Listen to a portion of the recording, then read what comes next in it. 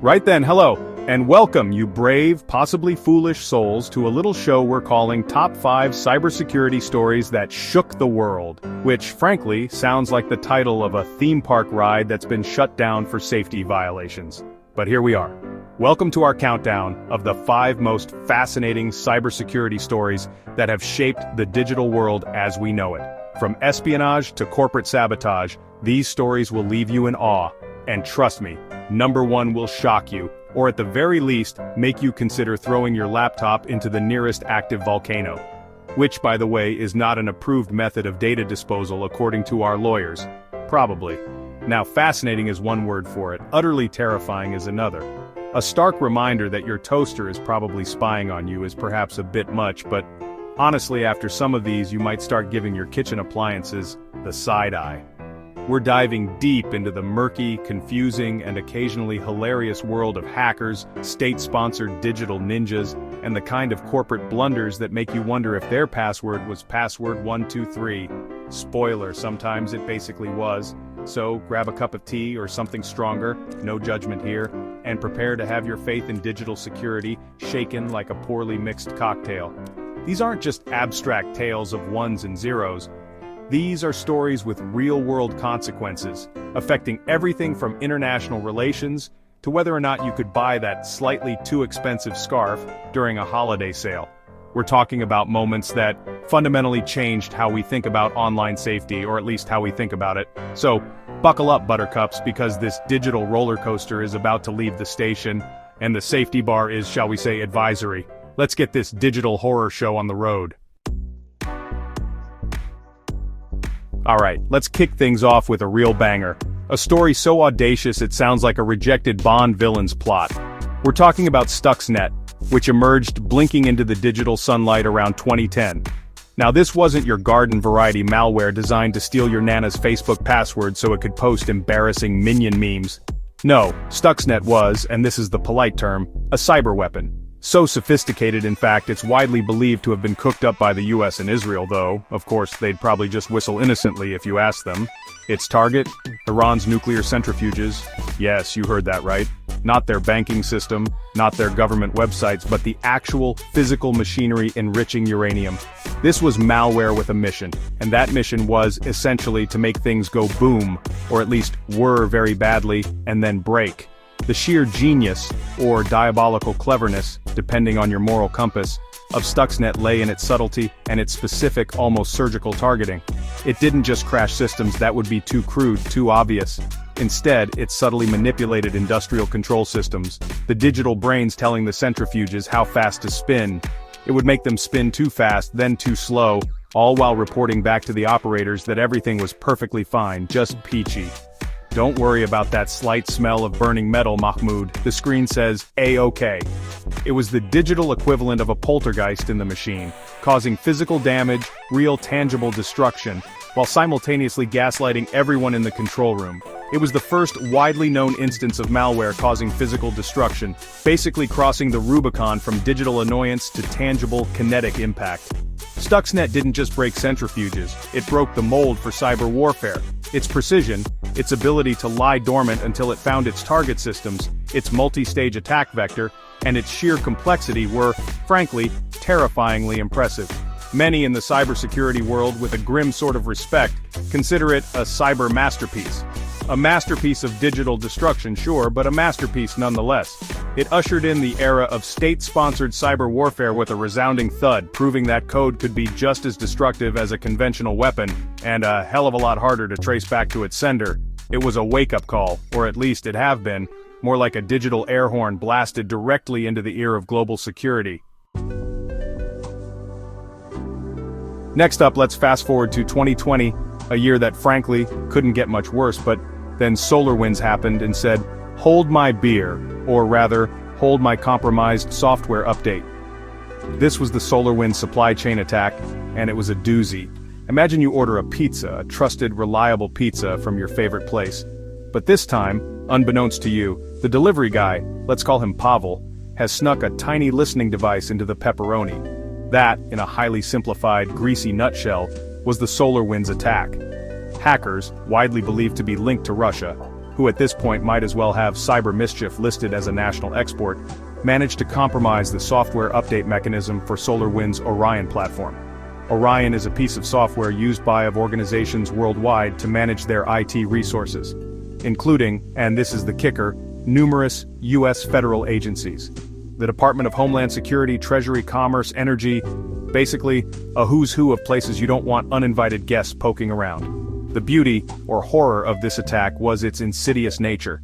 By trojanizing the legitimate Orion updates, the attackers gained a backdoor, a secret little tunnel, into the networks of an estimated 18,000 SolarWinds customers. 18,000!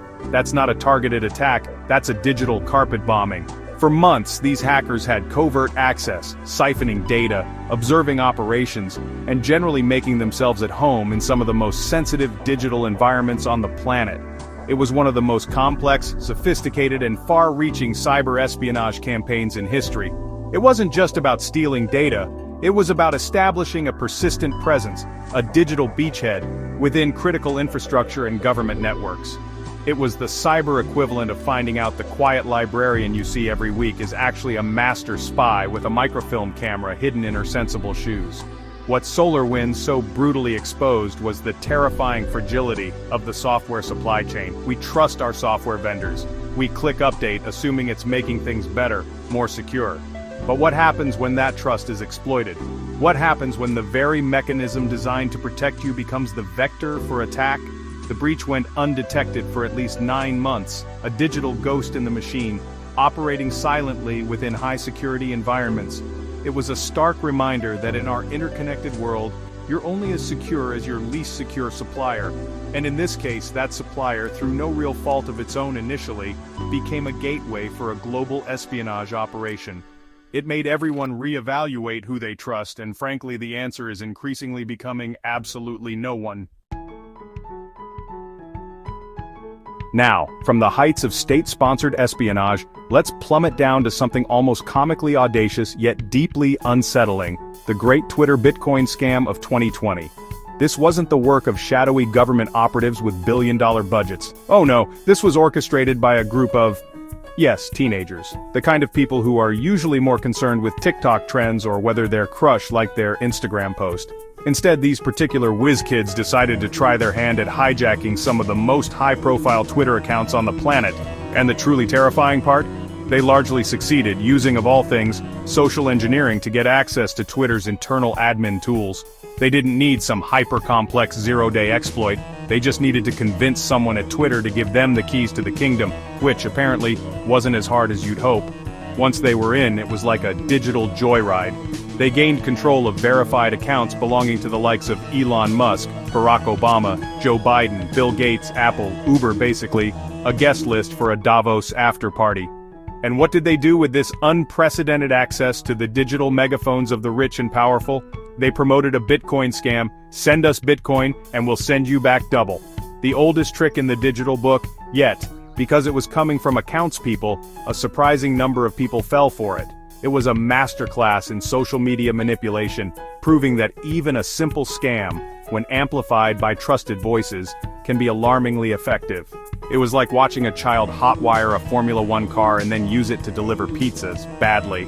The fallout was, predictably, chaotic. Twitter scrambled to lock down accounts, users were confused, and around $120,000 in Bitcoin was swindled before the plug was pulled.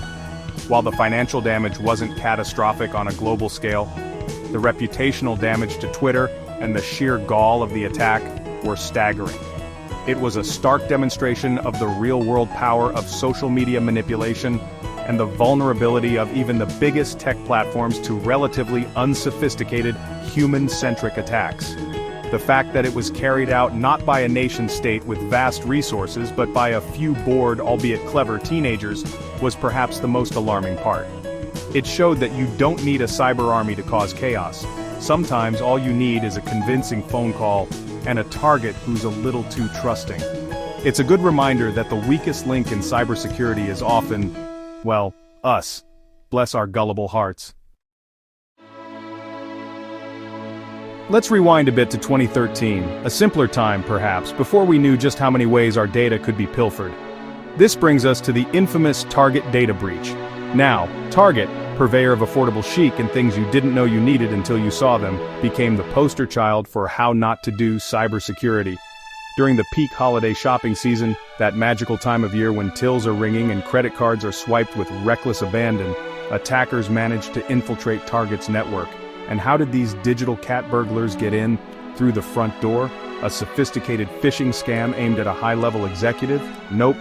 They waltzed in through a third-party HVAC vendor. That's right, the people responsible for making sure the stores weren't too hot or too cold apparently also held the keys to the digital kingdom, or at least a poorly secured back entrance. Once inside, the attackers moved through Target's network like it was an all-you-can-eat buffet of personal information. They ultimately made off with credit and debit card data from over 40 million customers, and personal information for up to 70 million. 40 million! That's like the entire population of California having their financial details go walkabout. The breach occurred during the busiest shopping period of the year, maximizing the potential damage and the sheer volume of compromised data. It was a catastrophic failure, revealing with brutal clarity how indirect supply chain vulnerabilities, in this case, a company that fixed air conditioners, could lead to devastating consequences for a corporate giant. It was less mission impossible and more, dude, where's my customer data? The fallout for Target was, as you can imagine, immense. We're talking colossal financial losses from fraud, the cost of replacing millions of cards, multiple lawsuits, and a significant hit to their reputation that took years to recover from. The CEO and CIO both ended up resigning, which is corporate speak for someone had to take the fall for this monumental screw-up. The Target breach was a watershed moment. It forced companies across all sectors to take a long, hard look at their vendor cybersecurity management. It was no longer enough to just secure your own walls. You had to make sure everyone you did business with wasn't accidentally leaving the drawbridge down and the portcullis wide open. It was a very expensive lesson in just how interconnected and therefore interdependent modern business security truly is. And for our grand, slightly terrifying finale, we present the enigma wrapped in a riddle, shrouded in digital smoke. The Shadow Brokers and the NSA leak. This saga, which unfolded between 2016 and 2017, is straight out of a spy thriller. If spy thrillers involved more auctioning of top-secret malware on obscure internet forums. A mysterious group, calling themselves the Shadow Brokers, a name that sounds like it was chosen by a 14-year-old trying to sound edgy, suddenly appeared claiming to have a treasure trove of hacking tools. And not just any hacking tools, oh no. These were allegedly stolen from the Equation Group, an elite cyber warfare unit widely believed to be a branch of the U.S. National Security Agency, the NSA, the people who are to be the best at keeping secrets, well, secret. Imagine the CIA having its entire arsenal of spy gadgets, the exploding pens, the shoe phones, the invisible ink, stolen and then put up for sale on eBay. That's essentially what happened in the digital realm. The Shadow Brokers began leaking these tools, some of which were incredibly potent cyber weapons. The most infamous of these was Eternal Blue, an exploit that targeted a vulnerability in Microsoft Windows. Once Eternal Blue was out in the wild, it was like giving a bazooka to a toddler. Malicious actors quickly repurposed it, and it became the engine behind some of the most damaging global cyber attacks in history, including the WannaCry ransomware campaign, which crippled hospitals, businesses, and infrastructure worldwide, and NotPetya, which caused billions of dollars in damage. It was an absolute own goal of epic proportions for US intelligence. The Shadow Brokers leak didn't just cause immediate chaos, it fundamentally shifted the global cybersecurity landscape. It exposed the capabilities of US cyber operations to the entire world, allies and adversaries alike. Suddenly, nation-state-level hacking tools were available to anyone with a decent internet connection and questionable morals. The sheer audacity of the leak, and the subsequent weaponization of the stolen tools, was breathtaking. And the biggest mystery of all, the identity and origin of the Shadow Brokers remain unsolved to this day. Were they a rival intelligence agency, disgruntled insiders, highly skilled independent hackers? Nobody knows for sure. It's a chilling reminder that even the most powerful players can have their digital pockets picked. And when they do, the consequences can be globally catastrophic. It's like finding out your guard dog not only let the burglars in but also gave them a map and a cup of tea. Well, there you have it. 5 stories that are less bedtime reading and more reasons to invest in a very good firewall and possibly a tinfoil hat. We've seen state-sponsored digital warfare, teenage Bitcoin bandits, and corporate security so lax, it makes a screen door on a submarine look sensible. Thanks for joining us on this journey through the most fascinating cybersecurity stories. Stay safe online, and don't forget to like, share, and subscribe for more intriguing content. Or, don't. The internet is a scary place, I get it. The common thread here, apart from making you want to delete your entire digital footprint, is that cybersecurity isn't just an IT department problem anymore, it's an everyone problem. From the software you update to the links you click and even the air conditioning company you hire, the vulnerabilities are everywhere. These stories aren't just history, they're ongoing lessons in a rapidly evolving game of cat and mouse where the mouse is getting alarmingly good at building its own, much scarier, cats. So, be vigilant, be skeptical, and for the love of all that is holy, please use strong, unique passwords. And as you go about your digital day, remember these tales. Not to live in fear because that's no fun, but to be aware. The digital world is amazing, transformative, and connects us in incredible ways, but it also has its dark alleys and hidden trapdoors. Our job here at Cyber Canary is to shine a little light into those corners, hopefully without getting digitally mugged in the process. Until next